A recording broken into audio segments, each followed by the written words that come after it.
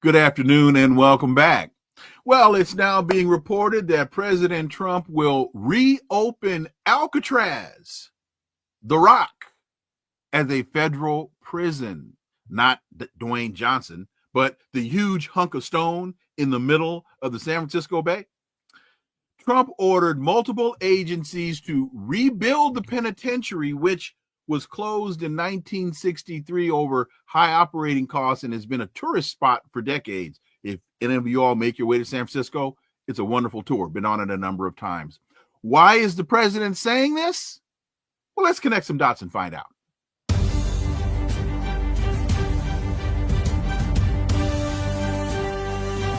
Connecting the Dots with Dr. Wilmer Leon, where the analysis of politics, culture, and history converge. Welcome to the Connecting the Dots podcast with Dr. Wilmer Leon, and I am Wilmer Leon. Here's the point. We have a tendency to view current events as though they occur in a vacuum, failing to understand the broader historical context in which most events take place.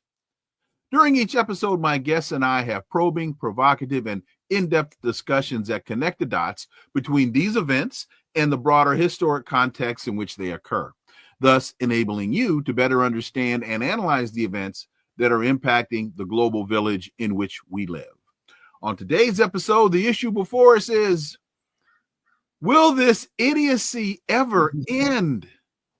God, it's one ridiculous declaration after another, not to mention the real catastrophes such as starvation in occupied Palestine. My guest is an independent journalist whose work can be found at Substack and thepolemicist.net. He wrote a piece a while back entitled Presidential Catastrophe, and oh, how prophetic is he? Dr. Jim Kavanagh. Jim, as always, man, welcome back. Thank you. Thank you. So we will get to this tariff theater, Trump's weaknesses, and a reckoning in Gaza. But I want to first touch on this, and folks, please forgive the long read, but I've got to set this up, I believe, properly. Meet the Press host, Christian Welker, asked President Trump whether he must uphold the Constitution regarding deportations. And the president replied, quote, I don't know. I have to respond by saying again, I have brilliant lawyers that work for me, and they're going to obviously follow what the Supreme Court said. What you said is not what I heard the Supreme Court said. They have a different interpretation, end quote. Now, twice, the president has raised his right hand and said, quote, I do solemnly swear I will faithfully execute the office of the President of the United States and will, to the best of my ability, preserve and protect and defend what? The Constitution of the United States.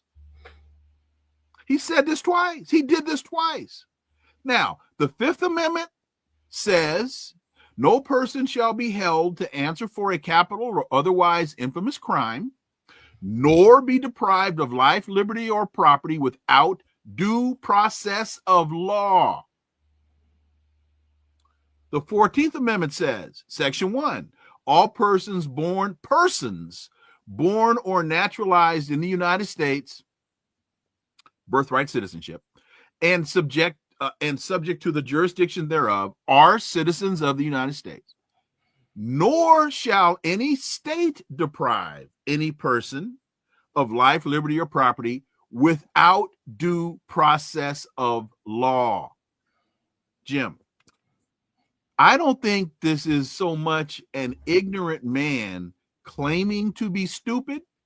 I think this is an ignorant man who thinks he's being cagey or cleverly avoiding answering the obvious, because to do so exposes the fallacies in his positions.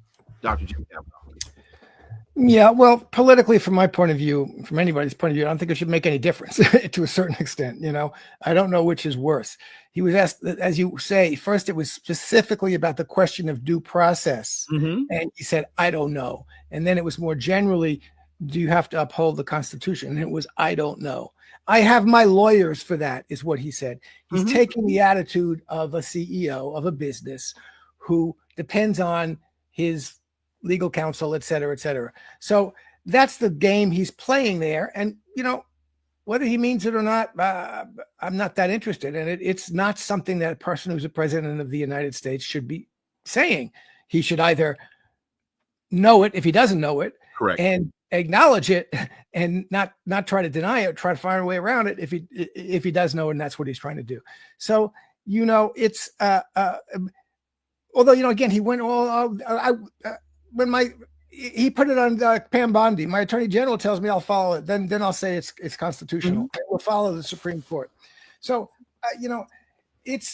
look, Trump is someone who's, it's hard to predict. He's saying stupid and ridiculous things. He's doing stupid and dangerous and ridiculous things all across the board. And I don't think he cares much, frankly. It's not whether he just doesn't care. He thinks, I'm the boss. I got elected. I'm going to do what I want to do. I was elected to kick people out of the country, so I'm going to kick out due process. Is that part of this? No, it's just kicking people out of the country. That's what we got to do. So I just don't think he wants to think through any of the what superficial people would call the technicalities, which are legal principles that are very important for American people. Due process of law for all persons, not just citizens, but all persons in the country.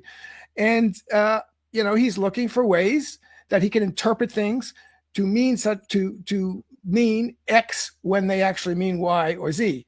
And that's what he's doing with a lot of things. That's what they're doing with terrorism in order to interpret certain kinds of dissident activities that are pro-Palestinian as terrorists. And therefore, so he's trying to replace essentially the interpretive power of the courts and the court system with his administration's interpretive power. I don't know the extent to which it's going to last. It's going to be challenged. I think he's going to come up against a lot of resistance about this. And what he said about the due process stuff is we talked about this once, I think, on the show with John Kiriaki. I think I talked about it. This idea of deporting 10 million, 11 million immigrants, it's very hard to do because it takes a long time. That's right. If you go through due process, everybody's got to get a hearing. So that's what he doesn't want to do, but that's the law. That's what you got to do. He'd rather just figure out, I want this guy and that guy and the other guy. And because they're protesting Palestine, or because I'm saying they're all from Venezuela, everybody from Venezuela is an MS-13 member. And I get to make that determination myself. And the law does ultimately, even the courts ultimately give a lot of leeway to the president, to the administration about non-citizens and deportation, but still there should be due process. There are procedures for deporting people that should be followed. So it's going to be, we're going to go through this. We're not going to stop.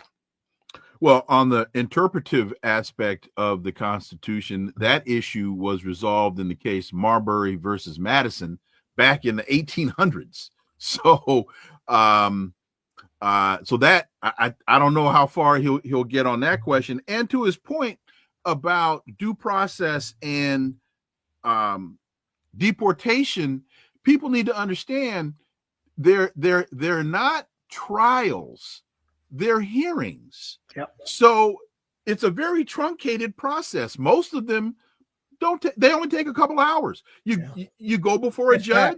Yeah. You go before a judge. You explain the situation. The situation is explained to the defendant, and a decision is made. Boom. You're either get out of here or thanks for stopping by, and see you whenever we see it. So I just wanted to highlight the fact, because I've heard a lot of people try to depict this as he's just ignorant and doesn't know the Constitution. And I always think it's very, very dangerous to underestimate your enemy and, play this man as stupid at your own risk. And to that point, because I don't believe that the immigration issue is really the focus of the due process argument.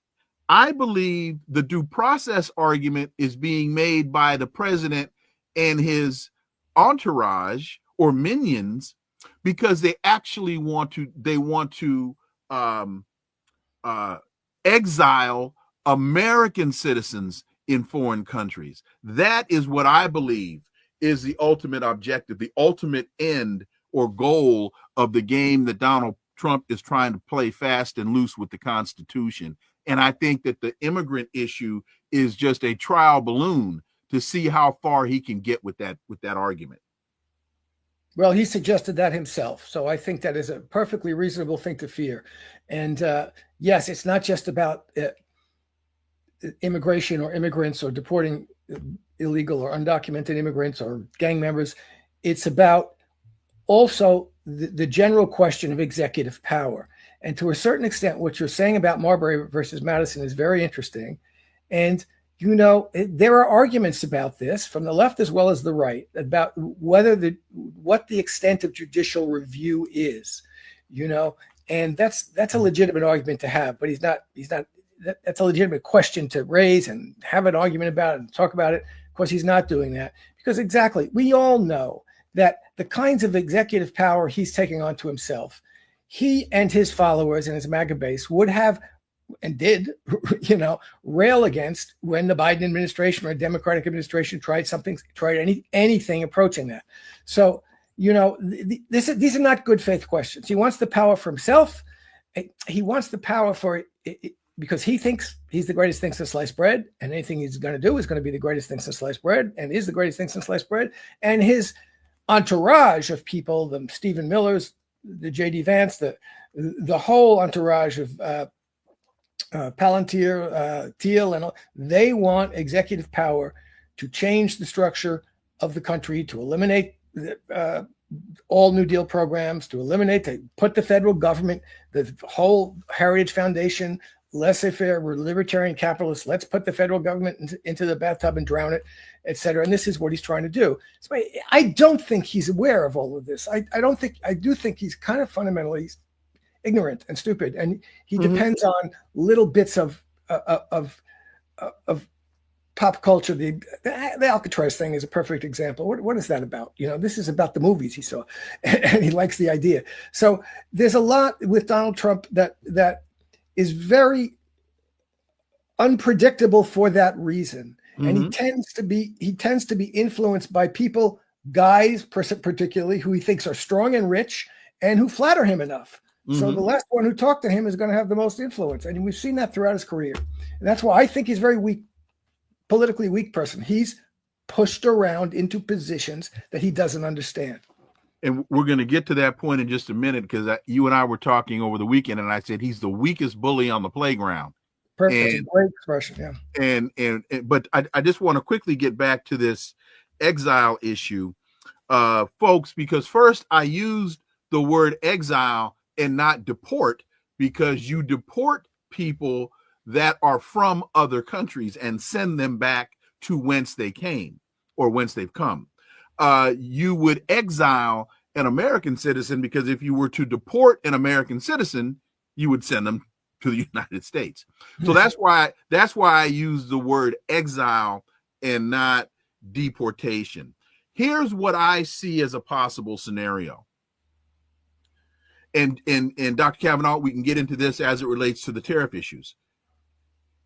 The tariffs could cause such a downward spiral in the economy, and we're seeing that happen already, that prices go through the roof. We could wind up, as we talked about last week, hyperinflation, right?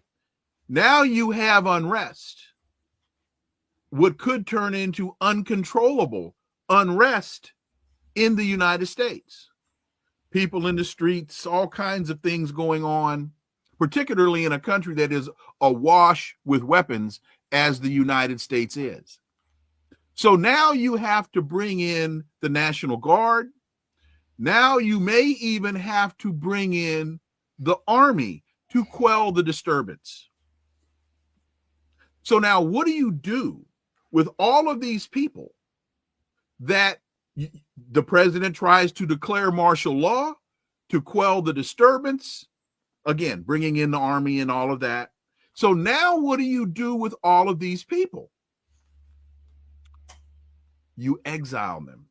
You send them abroad. You remember he talked about the homegrowns. Yeah. We've got to do something with the homegrowns. And Jim, just to ring my own bell or toot my own horn, I said this weeks ago. I said this before the president said it. As soon as he announced sending the immigrants out and he mentioned due process, I said, oh, this has nothing to do with immigrants. This has everything to do. I just need to tell folks I was way ahead of this curve. Anyway, so that to me is and folks, also, this isn't just some crazy theory, because Jim, you know better than I do.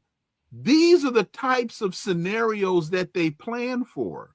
These are the types of things that they sit around and talk about. What if scenarios? What if this happens? We need a plan. Go study it. What if this happens? We need a plan. Go study it. So that way, when something like this happens, all they have to do is go to the bookshelf, pull out Plan 47, and bingo, they know what to do. Dr. Jim Kavanagh. Yeah, one of my favorite theorists is the French theorist Etienne Balibar, who wrote about 20 years ago, building the state of preemptive counter-revolution. and that's essentially what they're doing. You know, there's no revolutionary movement because there's no real revolutionary political force that they've allowed, has been enabled to build itself in the United States, certainly. There are all kinds of populist movements. They're not really revolutionary, but the conditions for revolutionary discontent are there and are getting worse. So they build the structures and policies that are necessary, that would be necessary to put down a revolution if there were one. So it's the state of preemptive counter-revolution. You're right. And look, these criminalizing, certainly, look at this bill that they did pull out of and that's a good sign that bill did not get through today and they didn't put it up, the bill for 20 years in jail or a $10,000 fine for boycotting Israel. Right. You know, that's so, and there we can see the leading edge of this now is in the repression and the criminalization of anti-Israeli or anti-Zionist or pro-Palestinian expression and action, and that's an criminalization of it. I mean, after throwing someone in prison is a form of internal exile, so to speak. Mm-hmm, mm-hmm. And so that's the leading edge of this. And there's no question that this is just absurd. And it's using the interpretation of statutes. I wrote about this before Trump was elected. He said the free speech fandango. He says he's for free speech, but he's the same sense he says he's for free speech. He says we're going to put more repression on people who promote terrorism, by which we're going to mean anything that supports the Palestinians. And that's what they mean, and that's what they're going to do. So and that's going to start extending to other things if they can. Look, if they get away with it, they'll get away with it. This is classic authoritarian state behavior, and has to be resisted. And it's very difficult. Look, these kids now who are continuing to demonstrate at colleges are brave, and they're taking chances, and they're taking chances with their lives, and you see it. And certainly they've gone after anyone who's not a citizen, whether they're green card or on a visa, or certainly all of those students were here on legally. And so this is going to get worse, and they're going to fight it, and we have to fight back on it, and people have to fight. And there's no alternative. I mean, it's a fight that we're in. Trump says he will reopen Alcatraz, what we knew as the Rock, as a federal prison. Right now, it is a tourist attraction. I want to say at its height, it held around 275, maybe 280 prisoners, because it's really a small space. Yeah. When you actually go into it, it's a small space. He's ordered multiple agencies to rebuild the penitentiary. Jim, to me, this is this is really about optics. I think he sees the opening or the reopening of Alcatraz as this great law and order visual deterrent. There's no way that anyone that, first of all, understands the history of Alcatraz, and then B, understands the logistics of all of this. You're going to spend what I think would be probably hundreds of millions to house a couple of hundred people in the middle of the San Francisco Bay. My older brother was felony stupid is what this is, Jim Kavanagh. Well, it's comic book stuff. It's PR, but it is really a comic book version of American history and American penal history and American movie version of what Alcatraz is. And he likes that. And he thinks it's a symbol, as you say, of the power of law and order in the United States and the good old days, and it's just silly. And that nobody who is interested even in locking people up, locking up a lot of people in an efficient way, is interested in reopening Alcatraz. It would be expensive and inefficient. It's just really stupid. And the people around him who have to pretend that they believe that there's something reasonable about this are just making fools of themselves and will be called out to make fools of themselves. It reminds me, I did live in San Francisco area for a while. And so I know, but Alcatraz is not a real thing. It's a tourist attraction, as you say. But someday when we talk offline, I'll tell you about when I was driven into the real prison there, San Quentin, by a prison guard, driven right in. But so that's the real prison up there, is the San Q and the big house. But Alcatraz is a joke at this point. So nobody can take this seriously. Really nobody who has any understanding or anything can take this seriously. And I don't know what it is, he only can take it seriously insofar he's really just saturated with, as I say, comic book versions of America and the history of America, in which Alcatraz has, a number of good frames in the comic. Let me see. He thinks of himself as Clint Eastwood. That's what he's doing. He's imagining himself as Clint Eastwood. Al Capone was there. George Machine Gun Kelly was at Alcatraz. Alvin Karpis, who was the first Public Enemy #1. Arthur Doc Barker, the son of Ma Barker, was sent to Alcatraz. Those are some of the more, infamous individuals that were there. No one, 14 attempts in the 29 years. 26 people tried. Some think maybe 2 got away. They don't actually know the answer to that question. But again, it's just an utterly ridiculous idea, or a horrific waste of time, effort, energy, and money. Speaking of waste of time, effort, and money and ridiculous ideas, this tariff war, this trade war that this unwinnable trade war that Donald Trump has started, Jim, once you start down a path as perilous as this, it's very hard to turn the things around. You cannot. It's very difficult, if not impossible, to reclaim the relationships. That's right. And reclaim the markets that you destroy. Quick example: American soybean farmers export, I think it's about 70% of the soybean crop produced in the United States. They send that crop to China. Now, in fact, as a result of I'm sorry. During the first Trump administration, we were exporting, I think, about 70%. As a result of those tariffs, China turned to Brazil and started importing a lot of their soybeans from Brazil. Now, China is increasing their importation of soybeans from Brazil. The soy farmer is getting, the American soybean farmer is getting crushed by this most recent wave of tariffs. Dr. Jim Kavanagh. Yeah, this has been going on before the tariffs.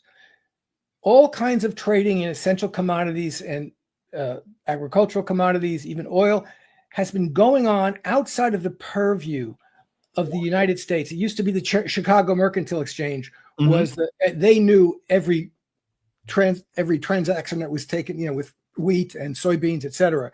Okay. And they've been now, I wrote an article about this, they've been blindsided by the fact, well, we know that who's buying the wheat? From whom are they buying it?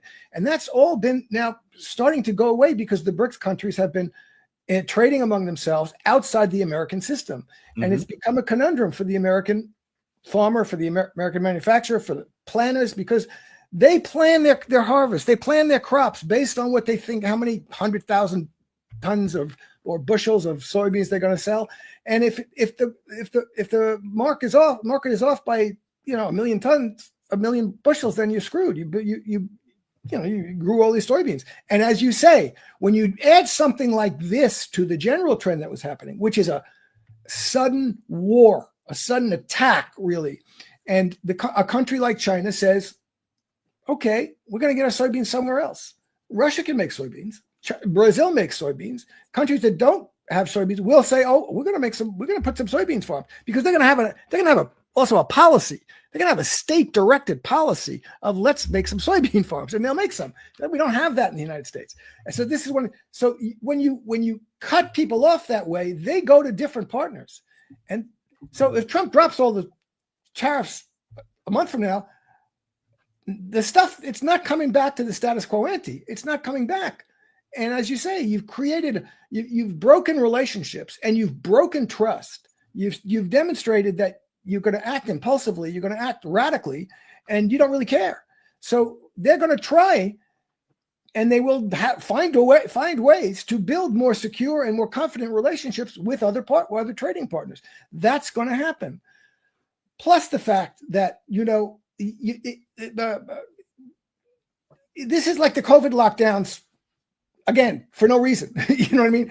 You're destroying businesses. You have someone who has a kids' clothing store. I saw something about this the other day, and goes to the port to pick up his delivery that was supposed to be $200,000, and they tell him, no, it's $350,000 now. He says, I can't pay that.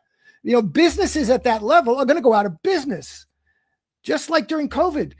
Businesses are going to go out of business, and it's not that easy to come. That don't come back like that. Oh, I went out of business. I'm 2 minutes. Now I'm going to come back in business. No, your life is destroyed. Your life is so. The truckers, when the port of Seattle has no traffic in it, when the port of Los Angeles, I just saw on Bloomberg, the director of the port of Los Angeles, saying we're going to go down 35-40% next week.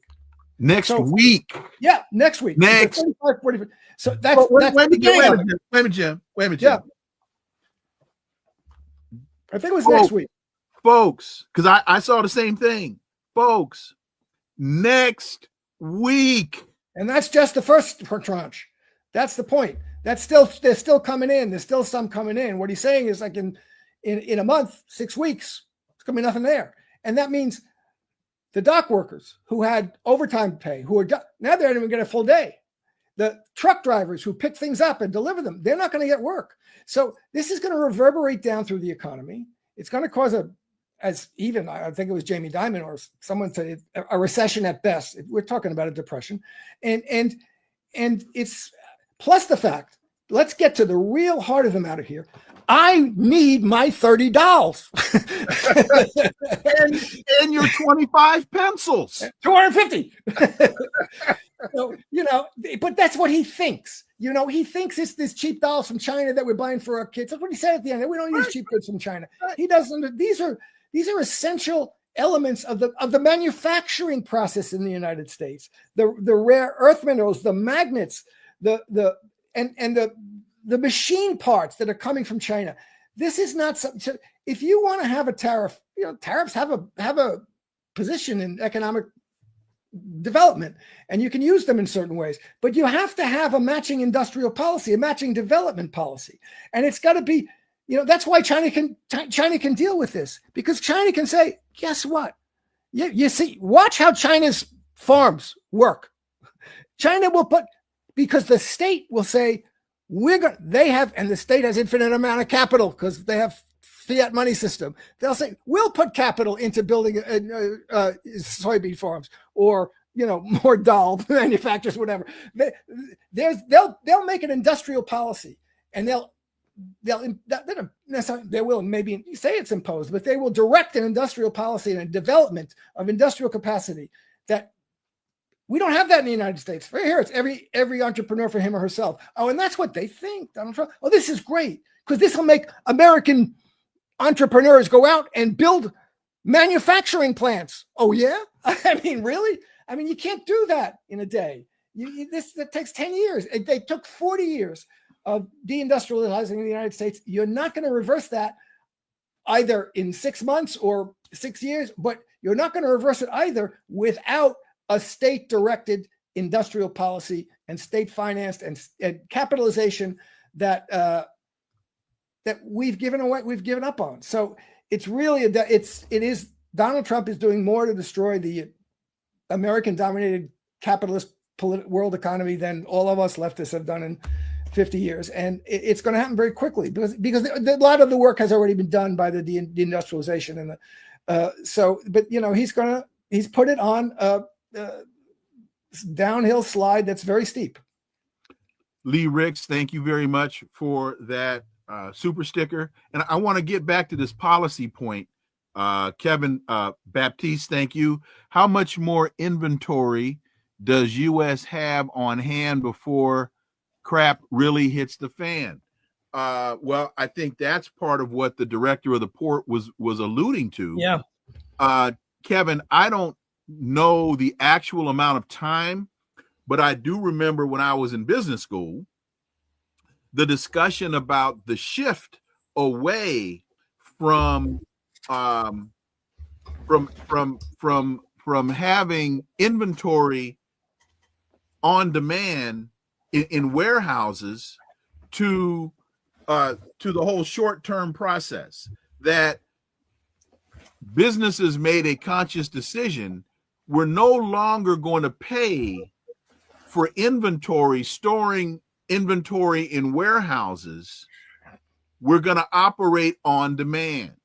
And so that's why now, for example, if you go to a store and you see a shirt that you like and you buy the shirt and you go home and your wife or your girlfriend or your significant other says, oh, you ought to go get another one. And then you go back to get another one. There's not another one there.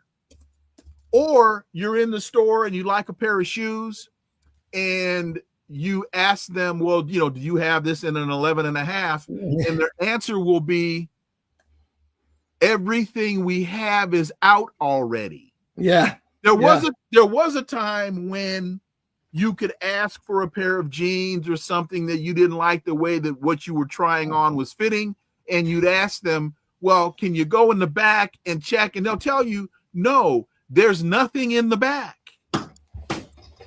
So our department stores and all of these other entities, they made, I want to say in the mid-70s, they made this conscious decision to shift the way they were buying and warehousing goods because of the cost of money.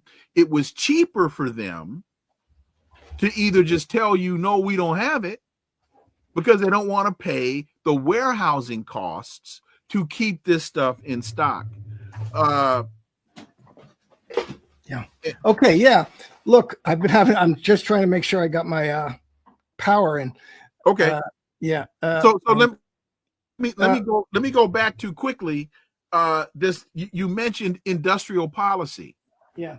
And what's important for people to understand is we don't have an industrial policy. Exactly right.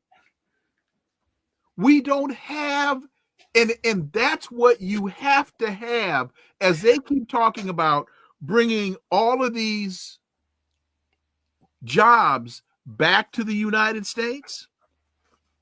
Folks, you can't just call up folks and say, we're going to start assembling refrigerators again, Whirlpool, let's start, or General Electric, let's start assembling air conditioners again. Everybody come down and no, it takes time. It takes time. Jim Kavanagh. Look, I'm sorry because I'm afraid I'm going to have problems with my power. I see my battery draining. But look, that's the just-in-time, the whole just-in-time framework of just-in-time ordering. Exactly. So, and they went to that, and because they presume they could depend on the supply chains and control the supply chains, really, and they could for a long time, because the United States wasn't an essential market for everybody, but that's all changed. And so you have, and your point about the lack of an industrial policy, this has to do with kind of laissez-faire capitalism. We don't allow ourselves to do that. That's a bad thing. The state directing development is a bad thing. What we do is put out an idea and wait for people to bid for contracts. So and they'll do the planning, and so this is all a part and parcel of American capitalism and the way in which it's undermining itself this way. And we see what's happening in China. And again, China has capitalist enterprises, and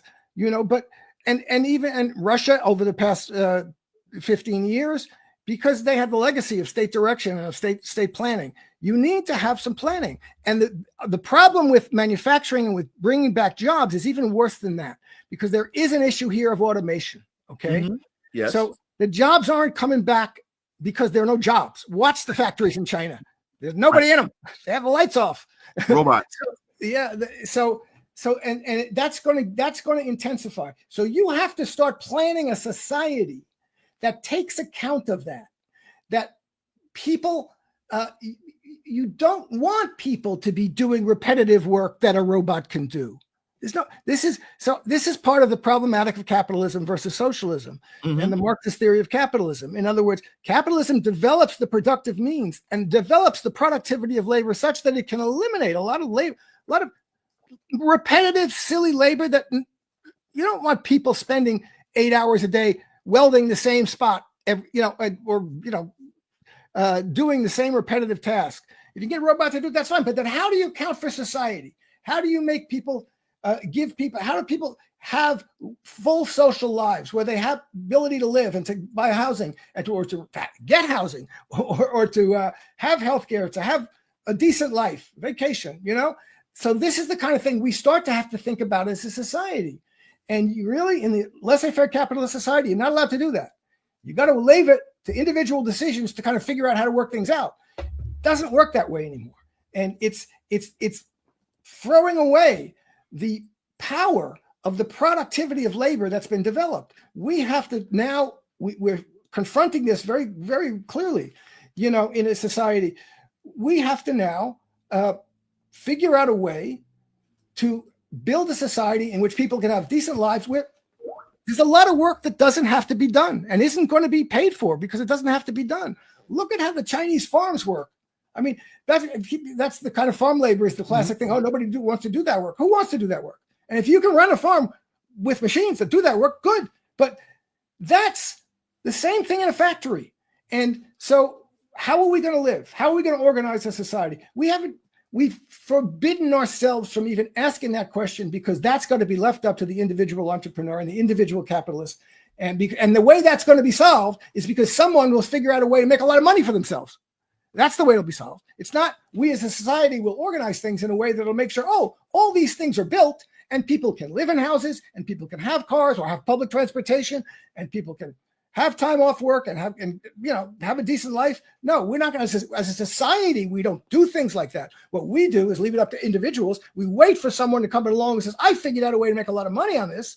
And that works for 5 years, 10 years, and then too bad if they go bankrupt.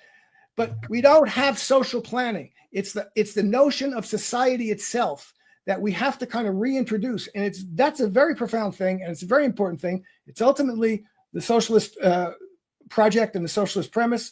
And the United States as structured is entirely opposed to that and excludes it from the possibility.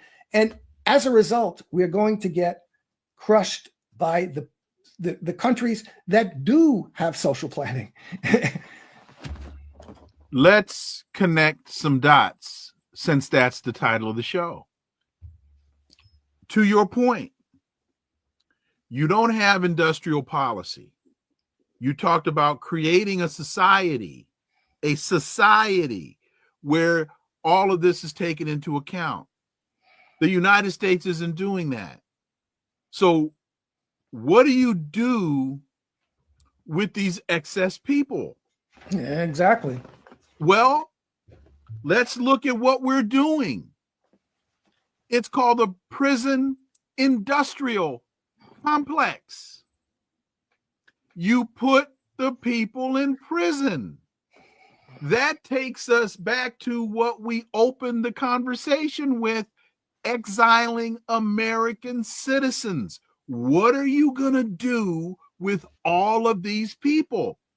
An idle mind is the devil's workshop. Well, it's worse than that.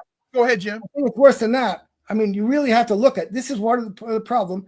And, I hate the fact that he got involved with Trump and it's going to destroy him. But, the health of the American people and the health of people is one of the things that's going on here. They really don't care. The health is an industry. It's an industry of keeping you alive, sick enough and well enough not to die, but sick enough to need a lot of drugs. And it's horrible to see this happen. And there is a sense in which they're going to make life more difficult for people. And they're going to make lifespans shorter. American lifespan has diminished in the last few years. So, it's a very, very bad situation. And it requires thinking through a lot of things and doing it without preconception and in ways that we haven't thought we needed to before. But we do have to think about a lot of different things. And so that's one of the things. Yeah. But the preferable response to them is not to put people in prison and not to put people in exile people, but to have them accept the situation. So what's going to come up is going to be a UBI proposal, which will come up from the tech bros and the billionaires, and they'll give you a UBI, which is because that's when they'll realize, and they'll suddenly realize they don't have to worry about the money. They'll give everybody a couple of $1,000s a month, but not necessarily any health care, or not necessarily good health care, but they'll have a kind of new serfdom where, okay, stay out of our hair. We'll give you all the TV shows you want and a couple of $1,000s a month and just enough to get by, and we'll run the rest of the society. I don't think that's workable either, but I think that's going to be one of the answers they come up with as to how to take care of people. And they'll, but the international dynamic is going to become important too, because we are going to see examples that are going to be very powerful of other countries that do things differently and actually are poles of attraction. And it's going to be hard. That's one of the reasons they're against those other countries. They want to get rid of them. They don't want anything that's outside of their framework. So it's a very difficult situation we're moving into. And the problem, kind of essential problem for me, is that the American populace is very ill-educated politically and historically, and is not given the tools by which to think through these things in a way that's helpful. Lee Ricks talks about UPS laying off 20,000 workers, and they just announced that last week, while buying a pharmaceutical company for $6 billion. They're understanding the need to deliver packages. If you don't have packages to deliver, what are you going to do? Ricky Hatcher, thank you so much for that $5 super sticker. And one more point before we get to Palestine. You talked about American health, and I was listening this morning to one of the PBS morning radio shows, and the Trump administration is withdrawing support, the HHS, from this SIDS program, sudden infant death syndrome. Yeah. There's an entity within HHS that used to send out a lot of SIDS awareness to the states and the localities about how to prevent sudden infant death syndrome, not putting pillows in your child's crib, being sure that your child, when you put them down on their back, not on their stomach. Don't put the bumpers around the edges. All of these safety tips about how to prevent your child from suffocating in a crib. Well, now the Trump administration has decided in its infinite wisdom to stop providing this information. And the irony in this is it Robert Kennedy Jr., the head of HHS? The program was named after his aunt, and it was started by his aunt, Eunice Shriver. And now they're canceling the program. These are very small but very important, significant indicators, significant signals about what the country, what the government, what the Trump administration is doing. Folks, see, it's one thing to be elected president, but what seems to have been lost in the sauce with Donald Trump is governing. You have to govern. Once you're sworn in, it's analogous to, the dog that catches the car. Well, now the dog caught the car. What does the dog do? And start paying attention to this. The budget battle. Because now the House and the Senate, both controlled by the Republicans, but with very slim margins in both, they're fighting now over the budget bill, the framework. Because remember, the budget bill that starts in the Senate, that starts in the House, once it clears the House, it makes its way to the Senate. And both the House and the Senate, before a bill can be passed and become law, being signed by the president, it has to be the same. The language in the House bill has to be exactly the same language that's in the Senate bill, or you can't pass it. So they're fighting now. The House members in the Senate, they're fighting now, or starting to fight now, because the congressmen, they're now looking at their constituents and they're saying, wait a minute, we can't cut Social Security. Wait a minute, we can't cut Medicaid. I got people in my district. I've got 40% of the people in my district that are on Medicaid or Medicare. I've got 40 people, 50% of my people in the district are on Social Security. I can't cut their benefits. They won't reelect me. So now they're fighting amongst themselves. We know the president made all of these promises. We know the president said he was going to do all of these things, but now the rubber has to meet the road. The rubber's hit the road. And what are these folks going to do?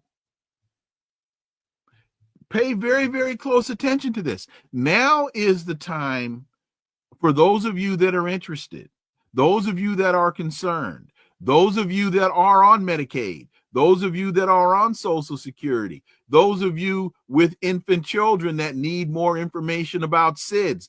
Now you need to be calling your members of Congress. You need to be blowing up their phones. That's figurative, not literal. You need to be blowing up their phones, letting them know their jobs, their futures are in peril if they follow the Trump administration down this rabbit hole. This is serious business stuff, folks. And it's moved away from the rhetorical of Donald Trump on the campaign trail and sitting in the Oval Office talking, oh, we're going to have a beautiful budget bill. Oh, it's going to be lovely. One big, beautiful bill. Right, Jim? We're having some power trouble with Jim, and we're trying to get him back into the cycle here. And I asked this question last week, but I think the question is still relevant today, and that is with these tariffs. Because remember, last week, what's his name? The guy that owns Amazon. I'm drawing a blank on his name at the moment. Said that he was going to publish on Amazon the price you pay, how much the impact, the percentage of price that the tariff is having on the goods that you're purchasing. And then he got a call from Trump saying, hey man, you can't do that. You can't publish how much the impact that these, or the percentage on price that these tariffs are having on what people are paying. You can't do that. And so Amazon said, oh, we weren't going to do that, blah, blah, blah, blah. Well, if the tariffs are so lovely, if the tariffs are such a wonderful idea, if the tariffs are such a beautiful thing, why don't you want the American people to see your beauty in action?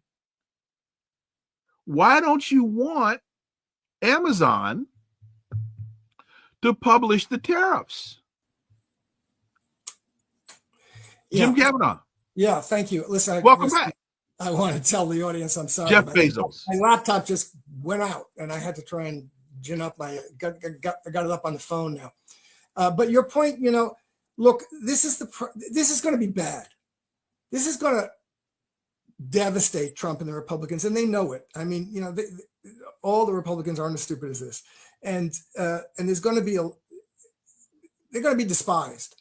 But we got to remember the horror for me is that there's no alternative here. Correct. That was my next point. Go ahead. The Democrats are terrible. They were despised for good reason.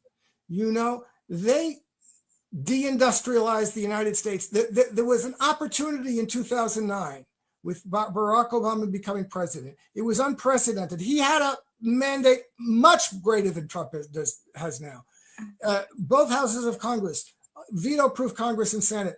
He could have done anything, and what he did was he saved the bankers. And he let people get kicked out of their homes and let the private equity companies build and the hedge funds buy up all the housing. What he did was, and there was a slow slide that started there of the people, multinational working class in the United States, that multicultural, that voted for Barack Obama started drifting away from him. And of course, the black working class was the last to go, but they started to go. Right. And the policies of the Biden administration, the war in Trump is going to get screwed because he's going to go right down the Biden path with the war in Ukraine. He's going to get screwed because he's going to go down that path with Gaza. And people don't want it. For a lot of the American firsters who voted for Trump don't want American money being spent in Ukraine or in Gaza or in Yemen for more wars. And Trump promised he wouldn't do that. This is all baloney, right? And they're going to find this out, and it's going to hurt people. But who's coming to this? The Democrats have no response to this. They don't have a policy. They don't have an industrial policy. They could win every election if they came in. We're going to give you universal health care. We're going to give you a job guarantee. We're going to have housing guarantees. We're going to make sure blah, blah, blah, blah. We're going to end the wars in Ukraine and stop being Israel's dog and stop, being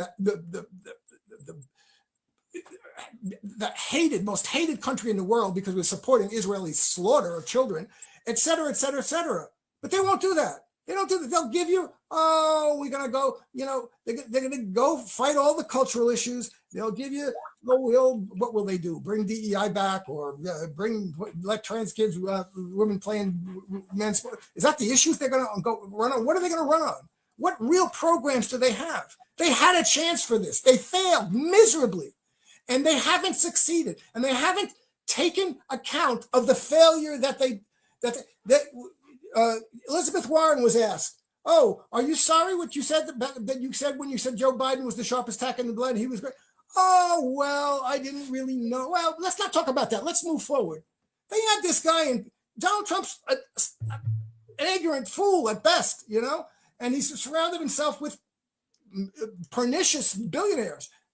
Joe Biden was non-compos mentis. They hid it. They lied about it. They lied about it. They knew and they lied about it. And not only did they lie about it, they attacked anybody who said anything about it. And they gaslit them and called them crazy. The same thing with all the COVID stuff. That was all a bunch of lies, and anybody who objected to it was gaslit and attacked.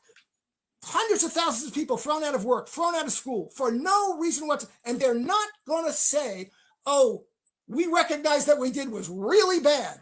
It was really bad the way we lied to you about the mental condition of our president. That was a really bad thing to do. They're not going to say that. They say, oh, we didn't really know. And wow. So nobody should trust the Democrats. And the problem here that I see is that Trump never, we talked about this how many times, Wilmer, if they had let Trump talk and say what he was going to do, he would have spouted all this nonsense. Instead, they turned him into a hero. They did spend from 2016 to 2024 attacking Donald Trump, changing the law in New York so that they could bring him to trial on libel charges. So they turned him into a hero, an anti-establishment figure that he is not. He's nothing the least anti-establishment person in the world. But they created that impression of him in order to avoid doing something themselves. And when they had the opportunity to do it. So this is the horror we're in now. We're going to be stuck for 3.5 more years of Trump. But although really, he's going to be so bad that I wouldn't be surprised if Trump didn't last out his term because he'll get sick or die or somebody else will shoot him because the capitalists don't like what he's doing.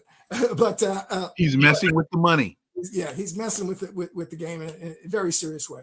So, but we're going to be stuck with this, and we have to fight it. It's going to be terrible. And what's going to come? The Democrats are going to take over the Congress in 2 years, and then they'll be fighting back and forth, and nothing will get passed, and nothing. That's just what they want. And so the Democrats have to be something more than we're not Trump. Okay, and they're not. That's all they have. That's the best they have. And we need policies that change people's lives for the better and change the society for the better.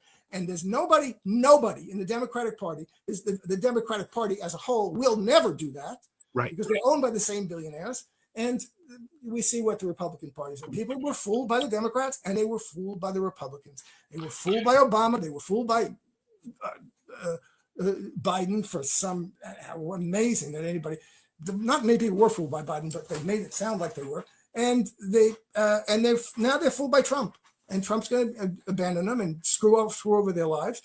And we don't have the ability to build a political, electorally speaking, within the American electoral process. You cannot build a third party. That's significant. The laws and the practices prevent you from doing that. That's not a matter of will. It's not a matter of whether it's a party is a good party or a bad party, or it could get a support, that you could build a third party that would get support, but the control by the moneyed interests, the legal and political control of the whole electoral system is such that it's impossible to do. So I don't know what's going to happen. It's not going to be good. Can you give me a couple more minutes? Sure. Yeah. I'm sorry for the interruption. Oh, not a problem at all. because I want to first get to starvation in Gaza and the fact that the Israeli government, the Zionist government in Israel, is now very clearly admitting,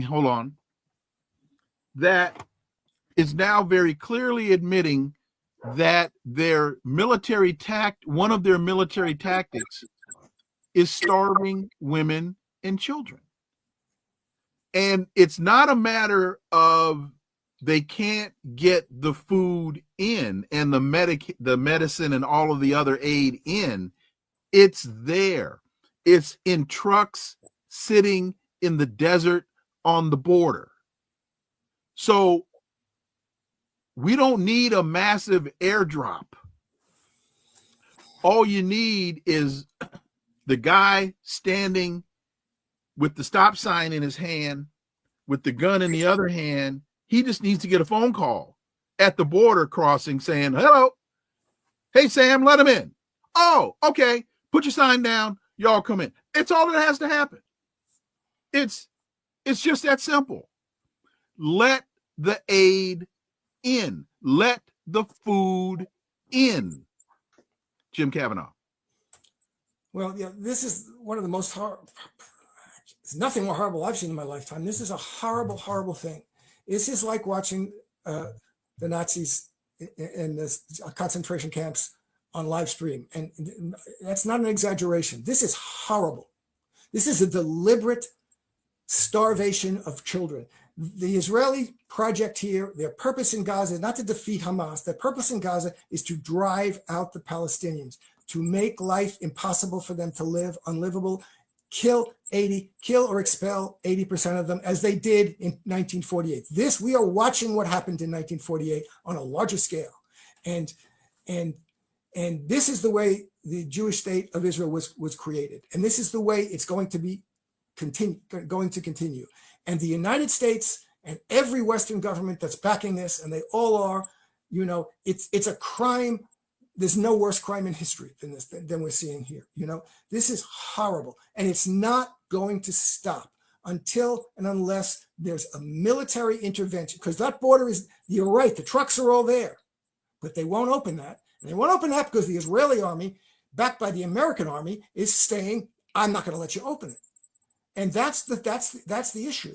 And somebody has to go in there with humanitarian aid, coming with a military force and saying, we're bringing in humanitarian aid. If you want to fight us, you got to fight us. And it's going to be a strong enough force that they're going to be reluctant about that. It's going to create a scenario in the world. And it's very difficult. And it's a horrible thing to watch. And I don't know how the world can live with this. So, this is like watching the Nazis in Germany and saying, oh, well, maybe if we just let them have 2 or 3 countries and or the apartheid in South Africa and letting it go. And is the world going to live with this? Okay. And the fundamental problem here that everybody has to realize is that people, for all kinds of reasons in the Second World War, national interest reasons, as well as, generally we don't want to see people slaughtered, genocide reasons. And in the case of the apartheid South Africa, that was one of the last remnants of white supremacy over the Black Africans. Okay, mm-hmm. By the time apartheid was conquered in the 90s, but don't forget, Nelson Mandela was a terrorist until 2007, according to the United States. So you would have been promoting terrorism, support Nelson Mandela. But by the time the 90s rolled around, the Western world, could not anymore explicitly support white supremacy over African blacks, okay? And they would not allow, they united to get rid of something that was so blatantly bad for their image. But we don't have that. People have to realize how bad this is. The Jewish supremacy over Palestinian Arabs is okay. In a way, for the Western world, for liberal Westerners, in a way that white supremacy over South African blacks wasn't. And that's changing. And that's what they're trying to stop from changing, okay? Mm-hmm. Especially among Americans. It's going to stop among Americans. That has been the case among Americans.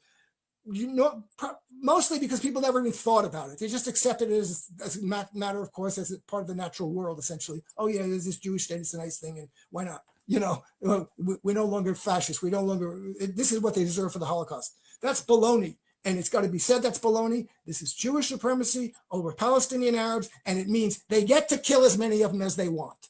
And they get to starve them to death because they don't mean anything in relation to the Jewish settlers. That's what it means. And anybody who supports that and the nations that support that, I don't know how and the world that supports that, I don't know how we can live with ourselves in this. This is a horrible situation, but it will not stop. The Israelis are using armed military force backed by the United States until they're challenged on that level. The only people who are doing it are the Houthis, and they're good for them. They're the only ones who are militarily challenging Israel. And Iran has some power to do it, but they're afraid they're going to get nuked. So we're going to see what happens. But we are watching, and we have already watched something that is horrible. It's a crime, unbelievable, the crime of the century. And it's not stopping, and it won't stop. The Israelis are, and they say it, there's no question about it. They are out to kill or expel all the Palestinians. They don't care what the world thinks about it. And the rest of the world doesn't care that much either, so far. And we got to stop that. So I don't know, that the United States, the people of the United States have to start saying about Jewish supremacy over Palestinian Arabs, that's as bad as white supremacy over black South Africans, or white supremacy in the South in the United States. And any Democrat or liberal who doesn't think it's bad and thinks it's okay to shut up and put that aside for a while all the Palestinians get killed and talk about other things is a phony, is a criminal. It's not okay. It wasn't okay to say, black people in the United States should wait another 50 years. No. But those things changed because there was armed resistance and because attitudes. There was political resistance, including armed resistance, including among black people in the South and the North, and certainly in black people in Africa. And they changed because the white community, the liberal Euro-American community, had to change their attitudes about it, and did. But hasn't happened enough so far in this case. And we are watching a racist, colonialist genocide, and the entire Western world is supporting it. Israel has a forest fire, and they send aid to prevent the trees from burning down. Children of Gaza are starving to death, and they won't let that aid in. This is horrible. Final question for you. Donald Trump loves to talk about his mandate. And he's deporting all these people because he got a mandate to do so. And he's implementing the tariffs. He got a mandate to do so. People elected me to do this, and damn it, I'm doing it. Well, we now go to the town hall meetings, and so much so that Mike Johnson has told his Republican colleagues to stop holding town hall meetings because the optics are just horrible.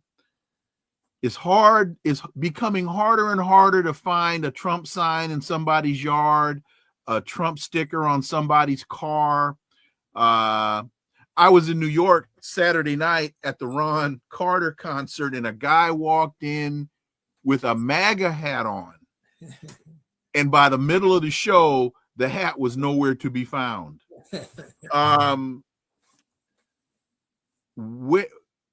What's your sense of this change of mindset? Because we were hearing when we were actually seeing these town hall meetings, people saying, this is not what I voted for. This is not what I voted for. What they really meant was, you weren't supposed to do this to me. What's your sense of where are they now? And what do you think this, to your point about thinking that he won't survive his term? Your thoughts, Jim Kavanagh? Well, I do think that I would not be surprised at all if he were taken out in some way or another by the ruling class or some faction thereof. I mean, he is, as I say, accelerating the demise of the American capitalist hegemony in the world. I mean, not necessarily the demise of capitalism, but the demise of American capitalist hegemony, certainly. There's no question about it. And he's going to end up being despised. Look, first of all, the mandate, okay? I'm the member of the largest party in the United States, the non-voting party, because the whole thing is a scam. So, I'm not, as I say, it's like sitting at a poker table where the fix is in and you don't quite know how, but you know it's in, but you still play because why? Because it's the right thing to do? No. I value my money too much to put it in the poker. I value my vote too much to waste it in the American electoral system. So he's a mandate. This is, in terms of the American electoral system, he has a quote unquote mandate. He certainly beat the crap out of the Democrats. And what you're watching is the decredibilization of the American the duopoly, the two-party system. They both stink, and everybody knows it. And they fall for, especially, this is American tough guys. Oh, he sounds like he's one of us, and all of this stuff. He's telling it like it is. Blah blah blah blah, and it's just baloney. But again, the American people don't have the political know-how to kind of get out of that, and the American popular culture supports it very strongly. So that's what we're in. So I don't know. I think, look, he's going to go down. This is the real effects of this are going to be bad on people's lives. Okay, and it's true. People generally want to know what's going to happen to themselves, but they also it isn't what they voted for in any way. A lot of people voted against the wars. They did. He presented himself as an anti-war candidate. It was nonsense. I didn't believe it. No, for him to go around saying this Joe Biden's war, it's a great political line. I hope he does it, and I hope he does say about Ukraine, this was Joe Biden's war, I'm getting out of it, but I don't think he is. And it wasn't Joe Biden. He's the one who started. He bragged about no, and that minerals deal, I believe, is his rationale for continuing engagement in the region, because now we have to protect the minerals, which we don't even know what's really there, and B, also a way for him, if in fact the decision is made to get out, he can say, look at what we got out of this, which is BS as well. Yeah, it's a PR. They're getting nothing out of that. But you're right. It ties him into it. You say, and he had again, this is where he's weak. This is where he gets pushed around into positions he claims he doesn't want, like he did with Syria. I'm going to get the troops out of Syria. No, you didn't. I'm going to get us out of the Ukrainian war. But you just got yourself in it. As you say, you've tied yourself to Ukraine in some way. And all those people around you, those neocon deep state people, you say you're not part of, they're all going to say to you, well, no, look what you've done. So you're tied into this now. You have an interest in this. And so I don't look for him to get out of it, but he's going to lose on it. And so we have all of these things so Trump, I'm saying a lot of his, Marjorie Taylor Greene yesterday, in a long tweet about a lot of nonsense, but this Ukraine stuff, he's going right down the line of Joe Biden. We didn't vote for that. And a lot of them a lot of MAGA people online about Israel. We didn't vote. We don't want this. We don't want war in the Middle East. We get out of these Middle Eastern wars. We got out of Ukraine. So these things, plus the economic damage that's going to hurt everybody across the board, down from the billionaires they'll survive fine, but from the people who have medium-sized businesses down to working people in farms and plants and truck drivers, they're all going to be hurt by this, and we're going to see in a month empty shelves, which you've never seen, and so people are going to turn against him, and he's not going to like that. Of course, that's the worst thing. He's going to get mad, but so I don't know what's going to come of it. I'm not sanguine about it. I'm not optimistic about it, because the Democrats will jump in and they have nothing to offer. Nothing. Dr. Jim Kavanagh, thank you so much for your time, as always. Greatly appreciate it. You can find him at thepolemicist.net is where you can find his work. And what's the other spot? Substack. Substack. Thank you, Jim. Appreciate it. Thank you. I'm sorry for the technical glitch. Not a problem, man. You got it solved. Appreciate it. Folks, let me make this last point to y'all. There's an adage that I'm sure everybody has heard that is, the house always wins. Any of you all that have spent any time at a casino knows the adage, the house always wins. If you go to Atlantic City, you go to Reno, you go to Lake Tahoe, you go to Talking Stick in Arizona, the casino that's run by the Native Americans in Arizona, the house always wins. Donald Trump bankrupted a casino. The house always wins. He bankrupted a casino. He's an incompetent loser. He bankrupted a casino. But now they want to go after those that have defaulted on their student loans, and by the administration's language, these folks, they're incompetent. These folks are losers. These folks are gaming the system. These folks are playing on American taxpayers. Why should American taxpayers pay for the loans of these people who got into debt that they shouldn't have gotten into because they were trying to pay for their educations? Who bankrolled Donald Trump when he filed for bankruptcy? What happened to his creditors? He owed them, let's just say for the sake of conversation, $100 million. Did the creditors that Donald Trump owed for doing business with the Taj Mahal casino, did they get their $100 million? No. They got pennies on the dollar because of his incompetence, because of his greed. Who's the loser here? The person that got into $50,000 debt for trying to get a degree from Columbia University, or trying to get a degree from American University, or pick a school, trying to improve their quality of life, trying to improve the status for themselves and their families and their progeny? Or the guy that, understanding the adage, the house always wins, rolled the dice and lost? I just use that example because the language that the administration is using to justify, to rationalize this totally inhumane act, this totally insensitive act, this totally just utterly irresponsible act, vilifying people who went into debt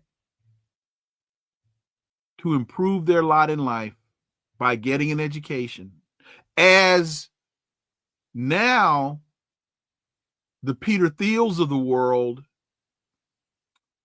are claiming, the Elon Musks of the world are claiming, we don't have enough qualified, competent Americans to fill these technologically advanced jobs that we need. So we have to bring in foreigners, engineers from India, engineers from China, because we don't have enough of them. But you want to vilify the folks that wanted to major in engineering, that wanted to major in software development, that wanted to major in programming. Now you want to send those folks to the poorhouse. But on the other side of the equation, you're complaining you don't have enough competent individuals. Folks, the hypocrisy is nauseating. And to Jim's point, I agree with him. I don't think dude's gonna make it. because he's messing with the money. He's messing with the capitalists' money. And when you mess with the money, things get funny. So with all of that having been said, again, Dr. Jim Kavanagh, thank you, my brother. Really appreciate you joining the show. Thank you all so much for joining the Connecting the Dots podcast with me, Dr. Wilmer Leon. New episode tomorrow. Melody, I forgot. I know we got KJ on Wednesday. Melody, who do we have for tomorrow?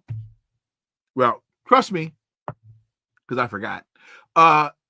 It's going to be a big one. Follow and subscribe. Oh, that's right. Will Hug. That's right. We're going to be talking about immigration. Will Hug is going to join us. Thank you, Melody. That's why you got to have brilliant, competent producers. International student advisor, Will Hug. He was with us about 2 months ago or so. And he will be joining us again tomorrow. And so please follow, subscribe, leave a review. Folks, there are no tariffs associated with your supporting the program. This program does not come to you from China. We're not importing this program to you from China. So there's no concern about whether or not tariffs are going to be associated with your contribution. So please contribute to the program. We desperately need that. And remember that this is where the analysis of politics, history, and culture converge. Talk without analysis is just chatter. And we don't chatter here on Connecting the Dots. Why? Because it's rhetoric-free podcasting. See y'all tomorrow. Will Hug, International Student Advisor, is going to join us. Until then, I am Dr. Wilmer Leon. Have a blessed remainder of your day. Peace. I'm out.